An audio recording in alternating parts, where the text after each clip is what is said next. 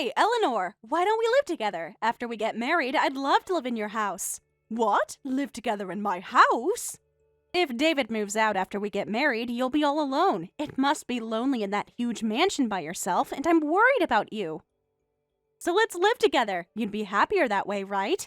That would be nice, but I feel bad having newlyweds live with a mother-in-law.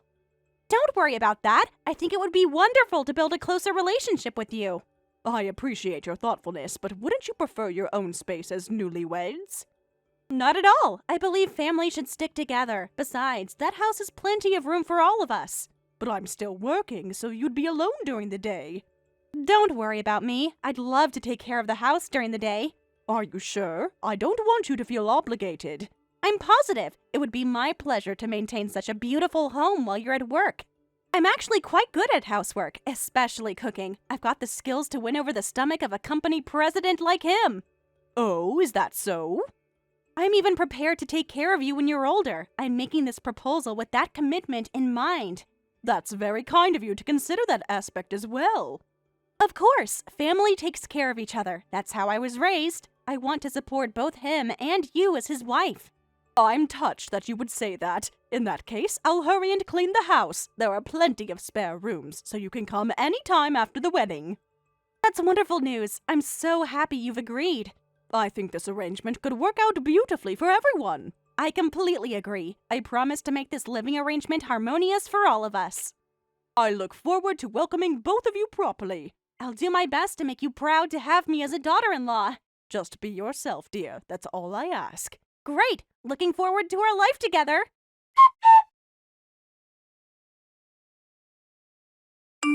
Rachel, thank you for inviting me to such a lovely wedding. It was a lively ceremony, just like the two of you. So, when I got home, your moving boxes had already arrived. Is it okay if I leave them in the entryway for now? They arrived already? Then carry them to our room. I don't want to lift heavy boxes, so you take care of it. Excuse me? Oh, sorry if that came across as demanding. I've been on my feet all day in these heels. I understand you must be tired, but that tone was quite unexpected. Oh, but don't open the boxes without permission. Even though we're family now, I'd like you to respect our privacy.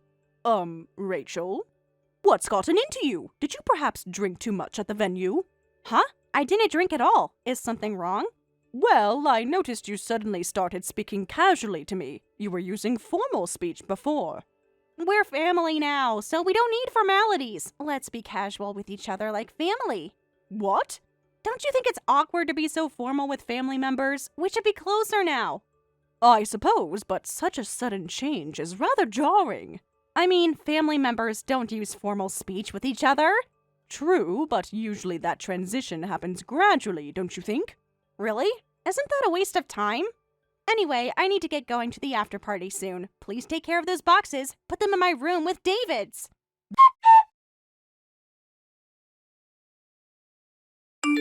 David, I've reached my limit. Can we please end this living arrangement as soon as possible? What? Mom, what's going on? I can't handle Rachel anymore. I never expected she would change so dramatically after marriage. What do you mean? Rachel's always so sweet when I'm around. That's exactly the problem. She shows you one face and me another entirely. Are you still bothered by her casual way of speaking? It goes far beyond that, David. Her entire attitude has changed. You're the only one who cares about that. It seems friendly to me, and I think it's fine as is.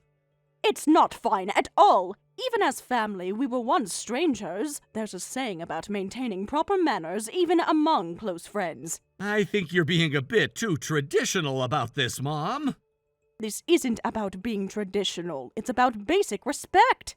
And Rachel's behavior goes beyond that. Everything she told me before the marriage was completely different. Really? How so?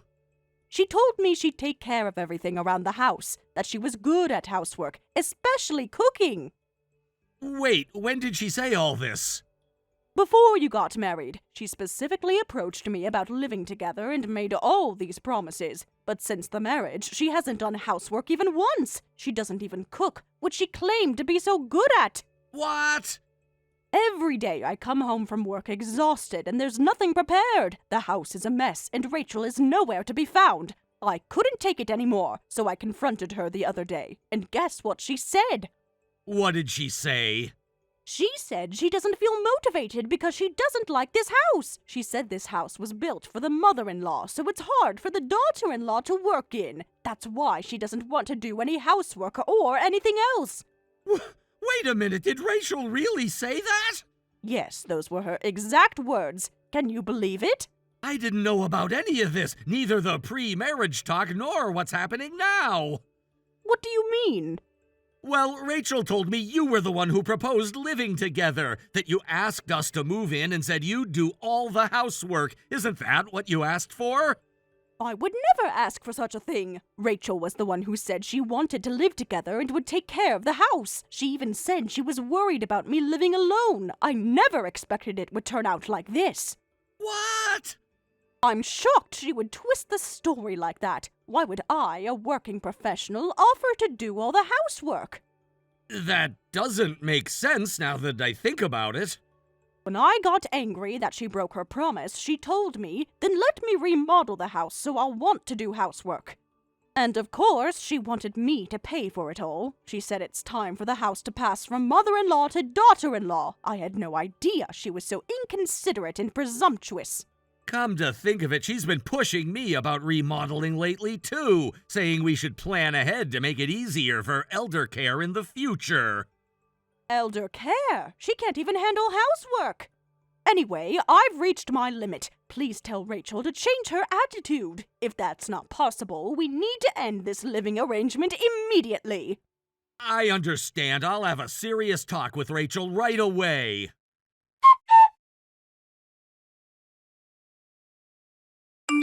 Why did you go tattling to David behind my back? That's so uncalled for.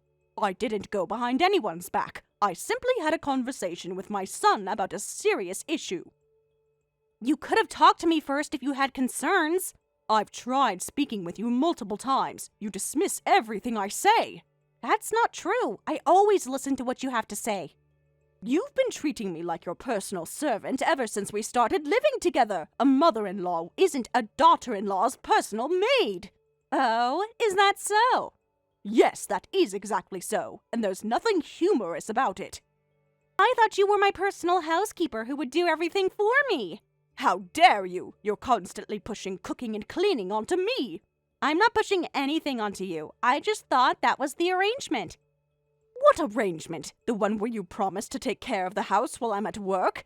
What? You must be confused about this. You're a stay-at-home wife who does nothing but go out and play. I'm the one who takes care of everything when I get home from work.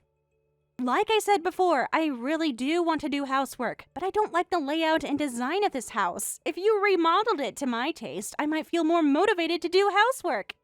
Don't be ridiculous. This is the important home I shared with my late husband. No, it's not. This is the house that David, the company president, built for you. You just had a nice son who built it for you. Yet you act like you own the place, and it's really annoying. What did you say? You heard me. You're just living here because of David's generosity. I cannot believe what I'm hearing right now. Oh, and stop misunderstanding that I'm just playing around all day. Then what exactly are you doing all day while I'm working? I'm not playing. I go to the gym every day for your sake. I'm building my strength now so I can take care of you when the time comes. For my sake? I never asked for that. Of course not. It's something I'm doing out of the goodness of my heart. You should be grateful. Well, I do some shopping and spa treatments while I'm out too. What? Self-care is important. I need to look my best as the wife of a company president, while completely neglecting your responsibilities at home. It's shocking that you think I'm playing around every day. Maybe I should stop going to the gym then. Then I'll lose strength and won't be able to care for you in the future. But if that's what you want, I guess I have no choice. This is absurd. You're twisting everything to make yourself the victim. I'm just trying to do what's best for everyone. Rachel, you need to stop this. You keep making excuses and breaking the promises you made before marriage. What promises? I never promised anything. You explicitly said you would take care of the house and that you enjoy housework. If you don't change your attitude, I have other options. We'll end this living arrangement immediately. What? End it? Yes, this isn't working out. One of us needs to move out. You're saying that we can't live together anymore? Of course not. So if you don't like that, change your attitude starting now. If you do, I'll let everything that's happened so far slide. I see. If that's how it is, then fine. I'll start looking for a nursing home for you right away. What? You want to end our living arrangement, right? So I'll find a facility for you to move into. Then, as you wish, our cohabitation will be over. What? Why should I be the one to leave my own house? How many times do I have to explain this? This isn't your house. It's my husband David's house. He built this house for you, his mother. He paid for it. So this is David's house. And since I married David, it's my house too. What did you say? You're just a guest here. An honored guest, of course, but it's time you understood your position. And yet you keep complaining loudly no matter what. I'm not complaining. I'm stating facts about our arrangement that you've completely disregarded.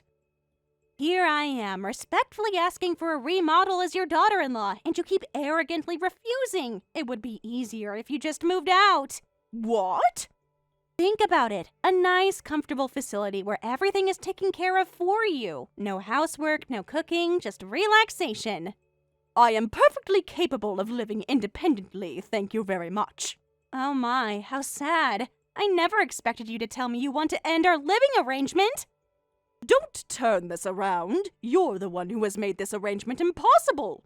I thought I was having a wonderful time living with my mother-in-law. I really was planning to take care of you in the future. Your actions tell a very different story. But I guess this is lucky for me. I get the house and don't have to take care of you. You've been planning this all along. You actively proposed living together for this reason. You were planning to take over my house from the beginning. I'm not taking anything over. As I've said many times, this house belongs to David. I was just trying to take control as his wife. Control, huh? Yes, control. Managing the household is traditionally the wife's role, isn't it? There's a difference between managing a household and attempting a hostile takeover. So, what are you going to do now? I'm going to have a longer conversation with my son about this situation. If you still have complaints, you'll be sent to a nursing home without discussion. What did you say? You heard me. I've had enough of your attitude. But you wouldn't want that, would you? Being kicked out of the house your president's son built for you? You seem very confident about your version of events. So keep taking care of everything around the house. You should be grateful that your daughter-in-law is even willing to live with you. If you don't like it, I'll put you in a nursing home. Who do you think you are talking like that? Huh? Mom told me what was going on, but this is unbelievable. Are you really my wife? Who is this? Why are you using Eleanor's account? You're like a completely different person than when you're with me. I still can't believe it. You? What? I'm your husband, and I'm the son of the mother-in-law you've been treating like a servant. It's David. David? Why are you responding on Eleanor's chat? I happened to be with Mom. I've been watching your messages with her right beside me. What? Since when? Long enough to see how you really treat my mother when I'm not around. She's been consulting me about you for a while. Mom thought it would be good for me to see the actual conversation. No way! If you were watching, you should have said something sooner. I wanted to see how far you would go without knowing I was watching. I'm shocked at what I've witnessed. You're a misunderstanding. This is just a misunderstanding between women. Yeah, I should have spoken up earlier instead of watching this drag on. But now our living arrangement is over. What? Of course, we'll be the ones moving out. Can you pack our things? I'll look for a new place after work today. David, please wait. Let's talk about this face to face. I think I've seen enough of your true face today. Wait, David. Eleanor should be the one moving out. This house is the one you built for her, right? Let's take it from Eleanor and remodel it for just the two of us. What nonsense are you talking about? How could a mere successor son build a mansion like this? What do you mean? And if you try to forcibly take this house from Mom, I'll lose my position as president. Is that what you want? What? Why? Why are we suddenly talking about the company? Because that's the price of evicting the CEO. I may be called the president, but I'm ultimately just an employed president. Mom hasn't retired from the company yet, and she could fire me in an instant. Huh? CEO? Yes, that's right. Mom is the CEO of Green Earth Tech, where I'm the president. I don't understand. I thought you were in charge of the company. And you're asking to kick her out of her own house? I can't believe you'd say something like that. What? Wait a minute. No way. Eleanor is the CEO? The CEO outranks the president, right? Yes, that's right. And she holds half the company's shares. Someone like Mom could fire me as president in an instant. What is this? I never heard about any of this. I've mentioned Mom's role numerous times. Did you not listen? Eleanor is? My mother-in-law is the company's CEO? This is the first time I'm hearing about this. I should have told you properly. I just inherited the company from my parents. You knew I was just a successor president, right? Of course I knew that. You took over the company from your father who passed away early, right? And Eleanor was just the president's wife. So why is Eleanor in such an important position as CEO? Did I ever say I inherited it from my father? Our company was founded by my mother. What? No, you never said that specifically. And my late father was a stay-at-home husband who supported her. He took care of this mansion that Mom built. What? Eleanor founded the company? And she even built this mansion herself? I can't believe there was such a misunderstanding. Misunderstanding? Normally presidents are men. I never would have thought Eleanor was the CEO. Even so, a decent person would have realized their mistake quickly. No wonder our conversations sometimes didn't connect. This is terrible. Are you saying it's my fault for misunderstanding? I think the person who caused the misunderstanding is also to blame. Playing the victim when things turn against you? Fine, I'll listen to your excuses tonight. For now, just pack our things and wait quietly.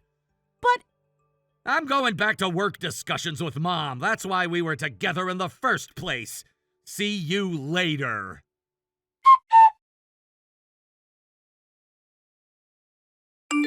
Eleanor, I've been thinking about everything that happened. I need to talk to you. What is it? Eleanor, I apologize for everything. I'm truly sorry for all that's happened. After all that's transpired, you think a simple apology is sufficient? But I really didn't know anything. I'll change my ways, so please let us continue living together harmoniously. My, what's this? We're family, so formalities aren't necessary, right? Not speaking casually makes me feel lonely. Oh, well, I thought this kind of thing is important even for family. After all, we're just a son and his wife living in your house. You don't need to worry about that anymore. The living arrangement is already over, and I won't be taking care of you anymore, so feel free to speak casually like before. Please don't say such sad things about ending our arrangement. From now on, I'll cook, clean, do everything. I'll handle all the housework, and, of course, I'll take care of you when needed. Your sudden change of heart is touching, but hardly convincing. I mean it! I was wrong about everything. I'll prove that I can be a good daughter-in-law. I can't entrust you with anything, so hurry up and pack your things, will you? What? For months you've been making me miserable. To think you'd try to sweep it all under the rug with such a meager apology. You really underestimate me. Don't say such scary things. I'm truly, sincerely repentant. Of course you should be, but don't act so high and mighty about something so obvious. Your lack of class is showing. What? Isn't this too harsh? I've apologized so much. Why do I have to be treated like this? Oh, getting angry already? I've apologized so much. You could at least forgive me a little. You suddenly act all high and mighty when I humble myself. Trust, once broken, isn't easily mended, especially after such deception. If that's your attitude, I have my own thoughts. You'll never see your grandchild. What? Are you pregnant? Not yet, but we're planning to have children soon.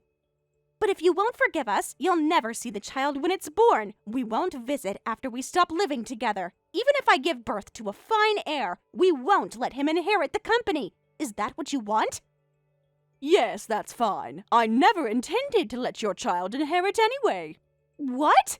I can't think that far ahead right now. This has made me realize that family management is risky. I'll start by reconsidering the successor. Reconsidering? What are you saying? David is working hard as the current president, isn't he?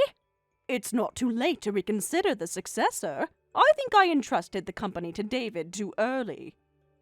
Wait a minute. When you say reconsider the successor, it means removing my son from his position as president. I'll have him step down once. You can't do that. He's done nothing wrong. And then I'll appoint someone more suitable for the company as the successor. No way! Why would you do something so terrible? Firing him as president is going too far. I wouldn't want to fire him if I could avoid it, but with a foolish woman like you as his wife. Huh? It's my fault? My son David is talented enough that I trusted him with the president's role, but this is the downside of family management. If there's a fool in the family, it can negatively impact the company. No. Please be reasonable. I'm just a wife, just a housewife. Someone like me won't interfere with my husband's company.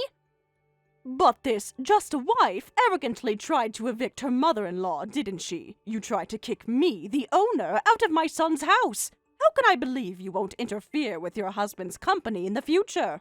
Well, And you even said you wanted to remodel the house as you please. The company is like another home to me. I don't want someone who easily tramples over other people's homes anywhere near my company. I have no such intentions. Really, please believe me. We're not close enough for me to believe such words. But thank you for giving me an opportunity to reconsider my successor. Please reconsider. I'll do anything to make this right. I'll stay somewhere else tonight, so take time as a couple to discuss your future.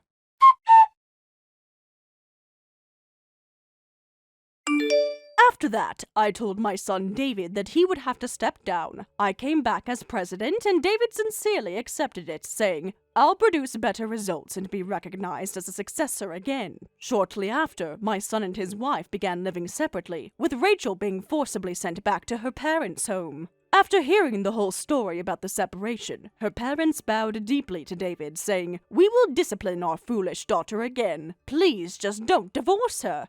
As a result, Rachel started working at a local nursing home and doing housework at David's place on weekends. They plan to talk again after a year. I wonder how things will turn out. For now, I prioritize my house and company, and intend to keep my distance from Rachel for life. Thank you for watching all the way until the end. If you felt good after watching this video, please like the video. If not, please leave a comment and give us your feedback. Also, don't forget to subscribe. Your comments and likes help this channel grow. We hope you enjoy our other stories as well.